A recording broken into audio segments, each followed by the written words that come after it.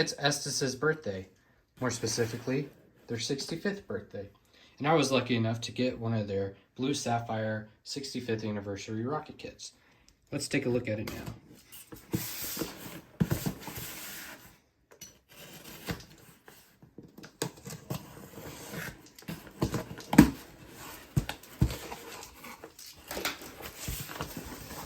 Okay.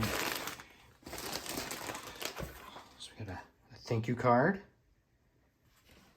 Very cool. A 60th anniversary sticker. And here's the rocket. I did not know it was going to come in this nice drawstring bag that has the 65th anniversary logo on it. Open it up. Nothing else inside. And here it is. The Blue Sapphire. You got it up here. It soars up to 1,200 feet on a C6-7 engine. I have to get me one of those. Here's the inside.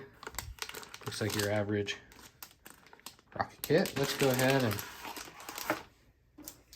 take a peek inside of the rocket kit.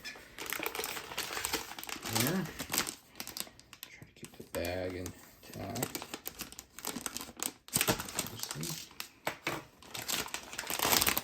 Okay. So we have our body tube. Nice. A wooden nose cone. I haven't had one of these, so that'll be fun to experiment with. Fits in nicely, so I don't. Note to self: don't sand this. Just don't want to make it looser than it has to be.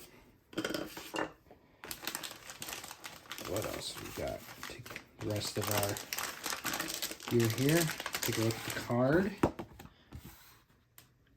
Yeah, very nice. Set this off to the side.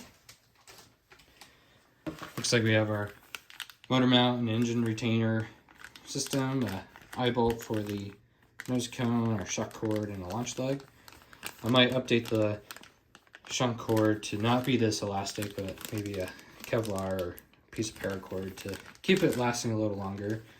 We have our decal for the side of the rocket or parachute, and I'm assuming more decals, but I'll keep everything in the bag until I build it.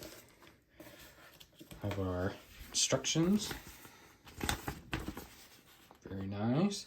What I like about this rocket is the fin design, so I'm excited to see how that will be built together. Then we have our fins. Very simple rocket, a nod back to how things are done in the old days, but I think it'll be a fun build, and stay tuned for more information on the build schedule and when I'll be posting those videos.